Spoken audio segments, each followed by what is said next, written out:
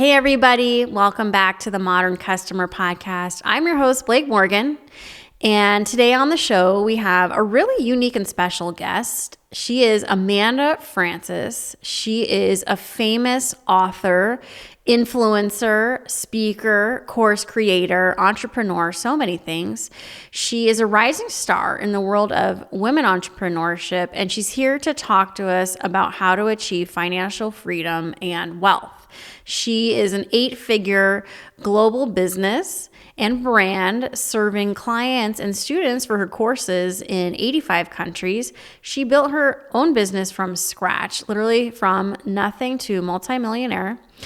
Her most recent best-selling book is Rich AF, and she's a best-selling author of several books. She's helped thousands of people take responsibility for their own finances and begin to create wealth on their terms. Podcast listeners, whether you want to believe it or not, we all are in a relationship with money. Some of us are so unaware of our relationship with money that we're completely blind to it. Many of us were raised in homes where there were specific attitudes toward money, not always positive, and that can impact how we see money and grow our money in our adulthood. Here to help us get past some of these limiting beliefs is Amanda. I know you'll enjoy this podcast.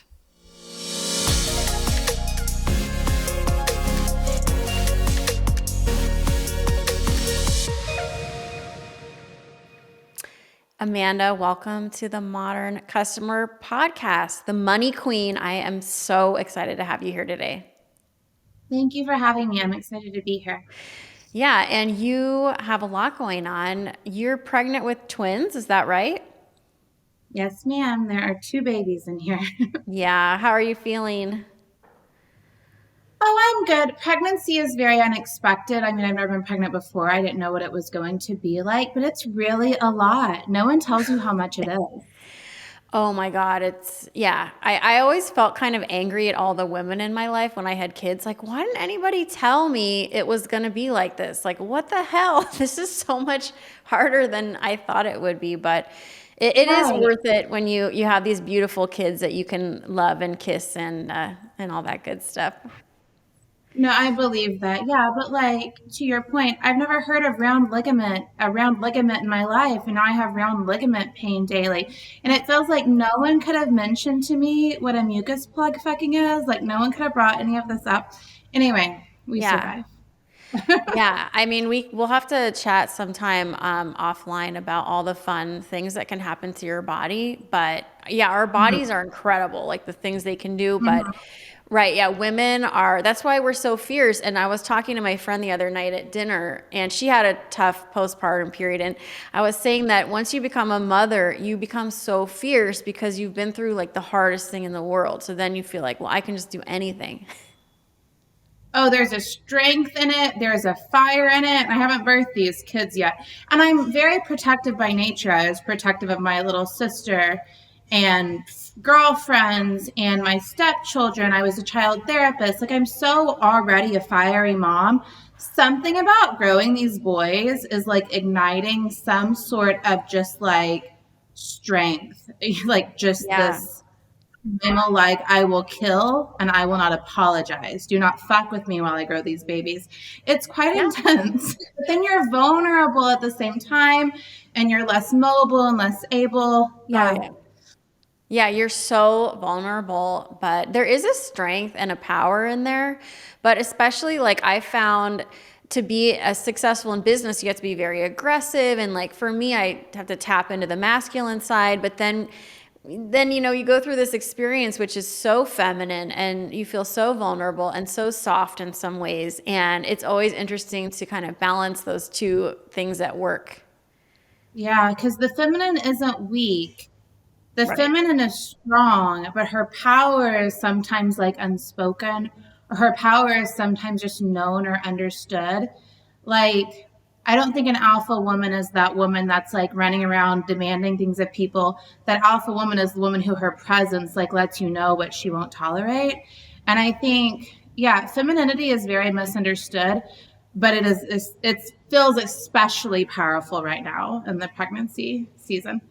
I'm glad you said that because when we booked you for the show, obviously I started reading your book and watching interviews with you. And the first thing I noticed about you was your style is very different than, especially when it comes to money. Like when I think of a money pundit or money author, sometimes I feel like it's a very kind of news anchory, kind of corporate. I mean, you are I guess intuitive, and you have an energy about you where you're not in a rush and you kind of let people come to you and you're not aggressive. You're just Amanda. And I just found that really refreshing in all of your content. Thank you. I appreciate that. Yeah, I think it's kind of like how I feel about cells, and so it's my job, obviously, to enroll people in my digital courses and have them buy my book. That's how I make money, right? Like, so it's not that I think selling is bad or wrong. I think selling is sacred and beautiful and part of our jobs. And we have to let people know what it is we do, or they can't hire us and we can't be paid. But it's definitely not pushy the way I do it, because I believe that if I put out good content and if I teach valuable things and if I do it with my whole heart and soul and I give people an opportunity, then they will be compelled. And then you can like drop all like kind of the sleazy, manipulative, like yucky parts of business. You know what I mean? So, yeah. Yeah. Yeah, I do. So for our audience that don't know you, I know you've had so many interesting life experiences, but let's hear the story of just how you became this money queen and successful entrepreneur and multi-millionaire entrepreneur, and then we'll go from there. So, I have a master's in counseling. I was a therapist. Before I was in the therapy world, I was in the ministry world. Like you said, I've had quite a journey. While I was doing therapy, I was just feeling a little bit capped. Like I can make a difference one by one by one, but that's not what I desire to do. I want to make a difference for many, many, many women at a time. So when I heard about coaching for the first time, I was like, "Oh, you're telling me I can essentially do therapy, like I can facilitate like transformation and change internationally, like globally without a license if I just call myself a coach." Well, that just seemed too easy, but it actually really was that easy. And I'm thankful for the therapy background I have, because as it, kind of turns out, it was the therapy background and the understanding of people and the psychology of humans mixed with my kind of natural, I don't know, gifting for business. Like I understood in a very practical, logical way how to build a business model that really made sense. It came together very naturally for me.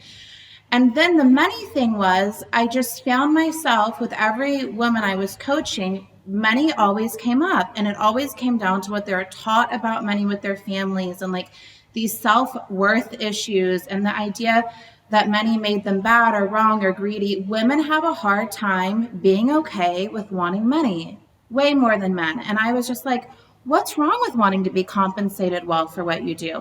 So I kind of got into the money thing, like really naturally and honestly, just as an extension of seeing a need there and it being a huge pain point in my own life, because I very much grew up where money was like such a sore subject and a cause of anxiety in my home. And my mom was very fearful with money. And so I don't know, I guess as I took myself on a journey with money and I was helping clients with money, it just became my thing.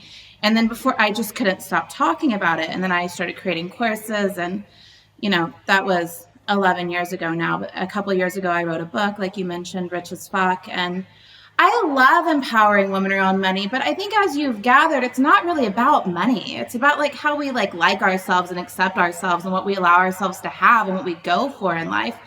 Money is just kind of like the grounds for which I teach the lessons. Yeah. So something you write a lot about in your book, Rich as Fuck, I really like saying that, is mindset. And I think it's hard for people to understand really what mindset is. Is it powerful? Does it even matter? Because it's invisible. So it's not obvious. So can you just talk about how mindset helped you achieve your dreams and perhaps what others don't understand about mindset? So, yes, because here's the thing. I'm always going to be a hard worker. I'm always going to go after everything. But like mindset is one of the many things that backs me. You know what I mean? Putting my mind, my energy, my intention, my thoughts, my words behind me, backing me in the thing I want all day long multiplies my efforts. So it's not like I'm one of those people that just like tells you to sit around and think good thoughts and attract it all. Like I said, I'm a very hard worker, but I don't think I could do any of this if my mind wasn't supporting me, if my mind didn't believe I was good enough, if my mind didn't believe it was possible, if my mind didn't believe that every step was getting me closer, then I would just be sabotaging myself all day long, you know? Right, absolutely. And something that I found interesting in your book is how you talk about there were times in your life where you spent money that you didn't have. In the beginning of your book, you paint this vivid picture of you like in a rooftop pool in Dallas, and that you really couldn't afford this lifestyle that you really dreamed of. And I think this is hard, especially for women, that we are supposed to be so many things, but nobody really tells us how to do it. And the truth is sometimes you have to fake it till you make it, or believe it before it actually happens. So can you just talk about that idea of doing things that are counterintuitive? Yeah, so with spending money you don't have specifically, to me, it felt like, and it doesn't happen very often anymore because, as you know from the book, we move into having more money than we know what to do with. But there was a time where I would spend money and maybe it wasn't technically the responsible thing to do at that moment. Maybe I couldn't afford that coach or mentor or first class flight in a practical sense. But it wasn't haphazard. It wasn't random. It wasn't just running a bunch of shit up on my credit card for no reason. It was taking an intentional step in the direction of who I wanted to be. Like, I am going to buy this thing or invest in this thing or live this way to be in the energy of it, to practice knowing what it's like, to feel what it's like, to embody it, to remind myself where I'm going. And it was a bit of like a spiritual, energetic exercise. And like, I'm really cautious when I talk about that because I don't want it to ever be confused with just going out and like spending money and being like, I bought a Chanel bag. Why don't I feel wealthy? Because like, that's not what I'm saying. It was almost an exercise in becoming. Yeah. And I mean, everybody has an energy around money. Even my husband and I, you just moved in LA. We just moved to LA like 6 months ago into a new house. Welcome. Thank you. I love it here. But, the Love it here. relationship that we individually have with money is very evident. We also were both raised differently. He comes from an immigrant family, and it's just, these big milestones in your life, like you get married or you move or you have kids, like the relationship you have with money just becomes really loud. And I think so many of our listeners and viewers like probably aren't even aware of their relationship with money. Would you be able to give us some tips on how people can see what their relationship is with money? Like, how do they know what it is? Right. So basically, we're interacting with money all day long. Every time you buy lunch, every time you buy anything, pay for anything, receive a bill, pay a bill, check your bank balance, negotiate a raise, get a check. We're just interacting with money all the time. All the live long day, we're interacting with money. And when you notice how you feel in those interactions, it tells you a lot about your relationship with money. So most people have in those interactions, they have stress and strain and fear and anxiety and kind of an overarching feeling of it's not enough. There's never enough. I need more. And so we think that when we get enough money, that anxiety will go away. But it doesn't. That's the whole problem. Is as long as we're in the energy of there's never enough, we'll keep creating situations of there never being enough, and we'll keep feeling like there's never being enough, and we'll always feel like we're playing catch up, and it'll go on forever. We can all think of rich people we know who are miserable, who never seem to have enough money and are always kind of in a bad situation, even though the money seems to be there. And so for me, what I began to look at and do was I observed all those interactions with money and how I felt, and I became aware of how I wanted to feel, and I started to consciously bring those feelings into my experience. So if I'm paying a bill and I feel dread, I need to take a moment and try to feel gratitude for the electricity I'm paying for, or feel, so my deal is either I need to be able to pay it from a positive, happy, appreciative state, or I need to figure out how to reduce or change that bill into something I can be okay with.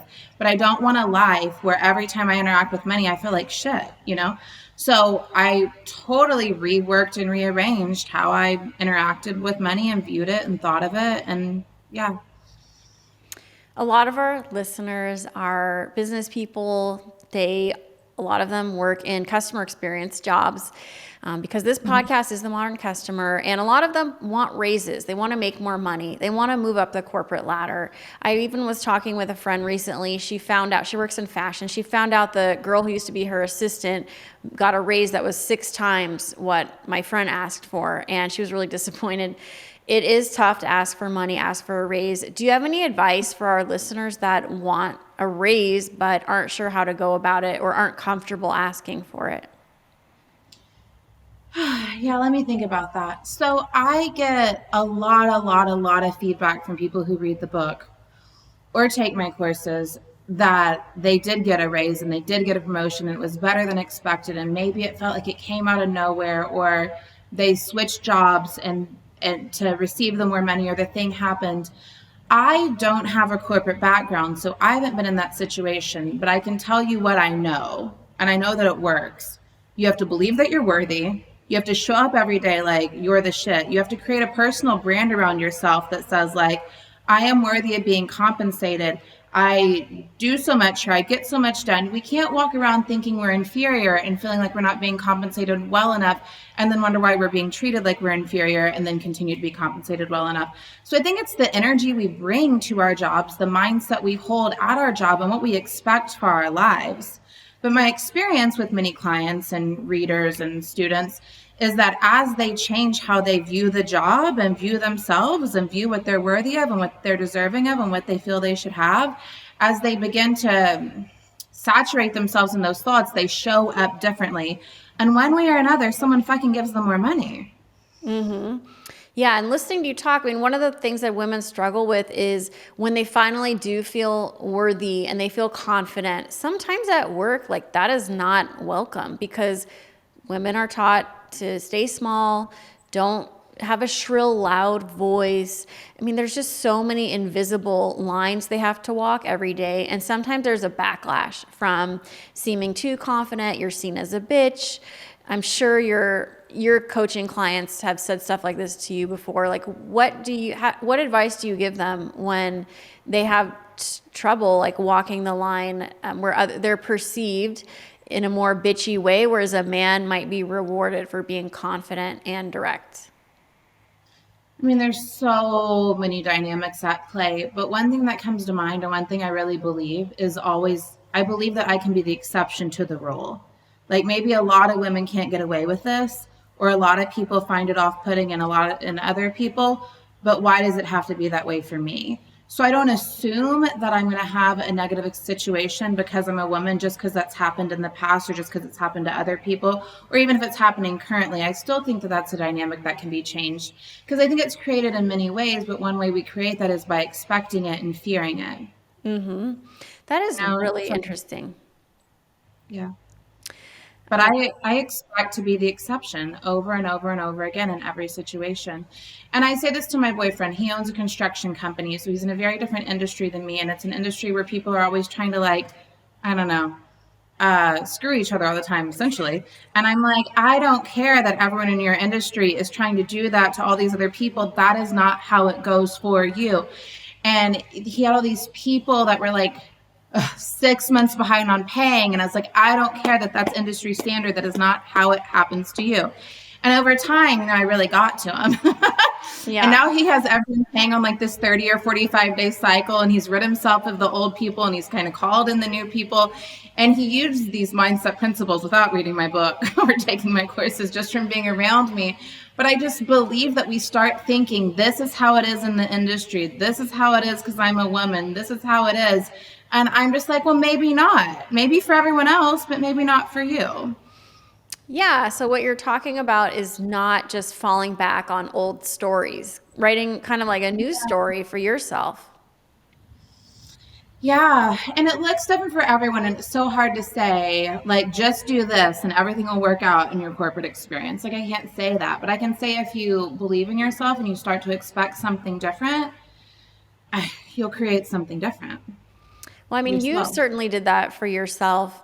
You have created this huge business through online courses, your huge social media presence. Can you actually talk about what it feels like to have people want to see content from you all the time, content about your family, about yourself? I watched a video the other day where you actually put your bra on because you're like sick of people saying, negative things about women's bodies and you want to prove your point. Like that it's Yeah, vulnerable. it's Talk how, about being right. vulnerable. It feels very, very, People are saying I have implants, and I haven't had implants. But I yeah. was trying to say there's nothing fucking wrong with implants, but why are you judging all of our bodies? Um, so I guess like I said, I've been doing this about 11 years. I remember maybe like 8 or 9 years ago just being like, you know what? God didn't make me boring. I don't think God made any of us boring. I have to stop perceiving that all these other people on the internet are more interesting than me or more fascinating. Like I have to stop thinking of it that way. So I'm just going to show up as my full self, my full unapologetic, unabashed self, and maybe not everyone will like it, but once again, if I wasn't created boring and I have something to say, then there has to be people out there who find it interesting, and let's just kind of see how that goes. So now I really do believe and expect that no matter what I put on the internet, that a lot of people are going to find it interesting. And there's such a freedom in that because, like, I teach on money primarily for a number of years now, but I don't feel like getting up every day and creating a lesson on money. One, I've talked about all of it. I probably have a video somewhere already. And two, it would just feel restricting. So I've given myself permission to talk about any area of business, any area of parenting, any area of relationships, or just any area of life at any time I want. And my audience is just going to have to understand I'm a multifaceted person. Like, I don't know. Mm-hmm. So that's kind of the whole vibe there. Right. And I definitely can see that from the content you're putting out there. It is hard to put yourself on the internet to constantly like show up and anybody can say anything. Do you spend a lot of time like reading comments or engaging with the audience? I've had different relationships with it at different times. I've had chunks of time where I don't reply to hardly anything, and chunks of time where like my team mostly replies for me. Um, Over the years, I let go of more and more platforms. Like I used to be the only person in my customer support inbox. I used to be the only person on Facebook and Twitter and Instagram and running all the platforms. And now I'm pretty much only on Instagram. Mm-hmm. And speaking of pregnancy and everything we were talking about earlier about the fire, lately, if I feel like anyone is being disrespectful of my journey or of pregnancy or of my family in any form, I will screenshot their public comment and publicly reply and not fucking care if they don't like it. Because there's almost no accountability for bad behavior on the internet. And I Mm-hmm. don't want to Yeah. police people, but there has to be some kind of, you can't just come here to my page, which is my home that I curated, and say anything. I can delete you, I can block you, or I can reply to you publicly. And so some people have seemed to think that I'm being a little bit like, whatever, outrageous or too bothered. But I just think I have something to say, and I want to take a stand for things, for how women are treated, especially on the internet. And I have a platform to do it, and I'm pregnant and I'm pissed the hell off. So I don't know. I love that. Yeah, it's a tough culture right now. It feels like everybody is being called out for everything. So many great people, they say the wrong thing and they're done. So it can make a person a bit gun shy about bringing their full self. Totally. And it's like a hard balance because canceling humans who are trying to learn and grow isn't working. Having no accountability for leaders who are constantly putting down certain groups is not working either. I don't know what the balance is, but I know that like trolling as a whole has got to become unacceptable. When you're just showing up to someone's page to try to find something hurtful to say, viewing anyone who has a large online presence, who has money, or who is a celebrity, viewing those people as less human and believing you can say anything without hurting them, I think it's just a shocking idea.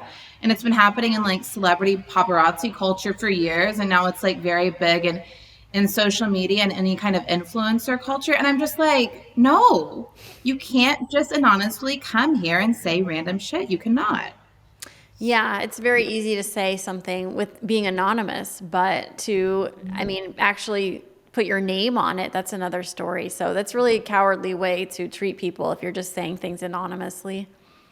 Totally. If they're faceless and nameless, I just delete them, block them, whatever, move on with my life.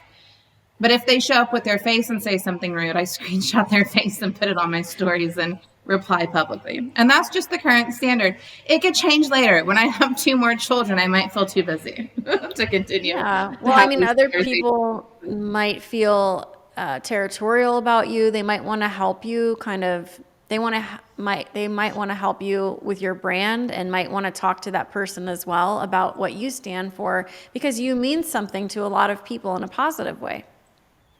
Yeah, thank you. Yeah, people do. Yeah, if I make it known that there was a comment that I felt was inappropriate, and it doesn't feel like a call out to me, it just feels like my reply is public because your post was public, you know? Right. A lot of people will like rally around me and try to support me, but you have to be careful with that, because my goal is never to get my audience to go hate on someone or dogpile on them. So I'm always aware of like, we're not judging this person. We're not saying this person is awful. We're just letting it be known what thing they said here that I do not stand for. You know, that's kind of the vibe there. I totally get it. You talk about money all the time. I do want to have one last question for our audience about money. What is the one most important tip you could give our listeners and viewers that really want to create a life of wealth for themselves? If there's one thing that you believe is the most important thing, what would it be? Knowing it's possible. It's truly it. If I didn't believe I'm from a tiny town in Oklahoma. If I didn't believe it was possible, I wouldn't have been able to take any of these steps or any of these moves with any kind of power or potency, and I would have settled and expected less in every move I made. I really think believing it was possible was kind of the foundation for it all.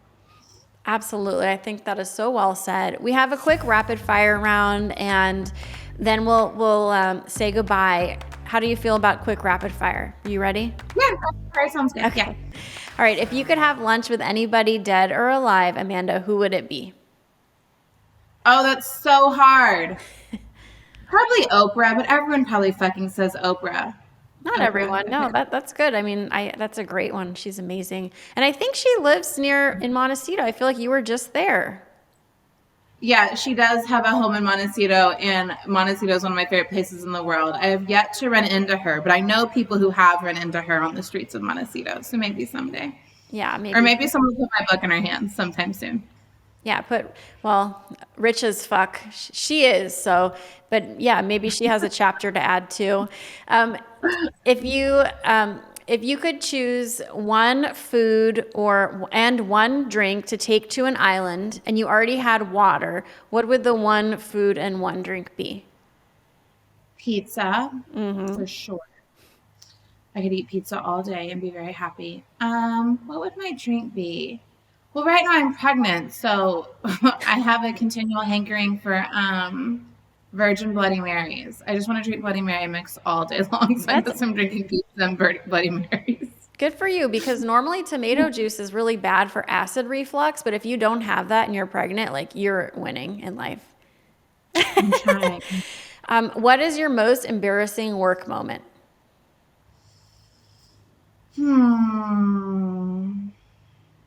I don't have a specific I can think of, but sometimes I have an underlying, like a little like moment of embarrassment when I'm trying to let my team know that we need to do X, Y, Z, and it's like they already did X, Y, Z, or maybe I didn't understand and I didn't do something I was supposed to do, and they're like, "Oh yeah, we got that to you last week," and you're like, fuck, how was I not on top of it?